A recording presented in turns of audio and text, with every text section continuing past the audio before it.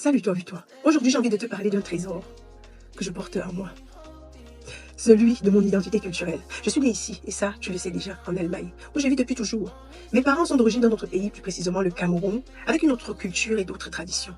À la maison, on parle une autre langue, on mange d'autres plats, et on célèbre naturellement d'autres fêtes. C'est un peu comme si je vivais dans deux mondes.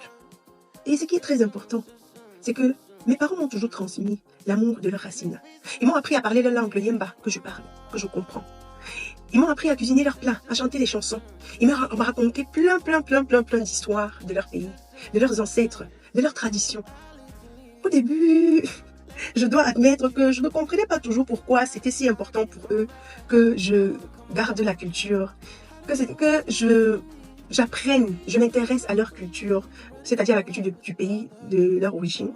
Mais en grandissant, je dois avouer que lorsque on a commencé à me montrer que j'étais différent, lorsque j'ai commencé à vivre le racisme au lycée, lorsque je suis arrivée à l'université, que j'ai vu que j'étais différente et que les professeurs parfois me donnaient des mauvaises notes juste pour me défavoriser, lorsque je suis arrivée dans le monde du boulot où j'ai réalisé que on ne donne pas les promotions par mairie ou à cause de ta performance, mais à cause de la vitamine B.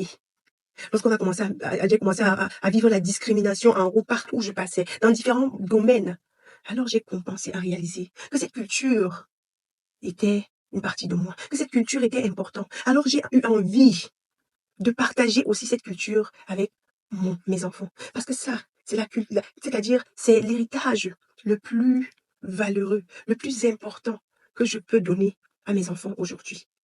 De dire à mes enfants que même si tu es né ici, même si tu grandis ici, tu ne feras jamais partie à 100% de ce parti. C'est important de donner la chance à cette culture. C'est aussi important d'apprendre à connaître cette culture telle que tu as pris le temps de connaître la culture de ton pays d'accueil. Et d'enfin de décider où appartenir. De décider en fait avec quel pourcentage de quelle culture tu veux bâtir ton identité.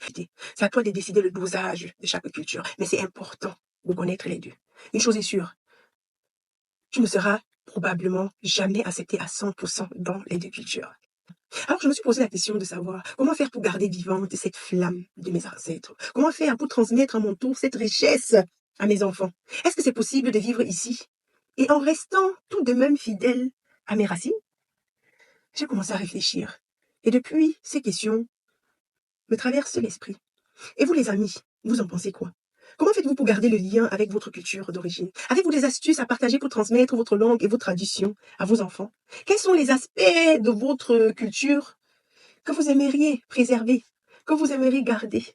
Laissez votre pensée, votre réflexion en commentaire. Je suis sûre que ça va beaucoup m'aider.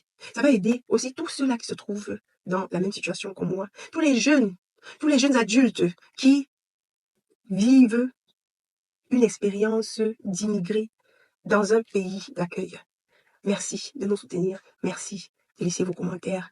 Ça va nous aider à trouver des réponses à nos multiples questions.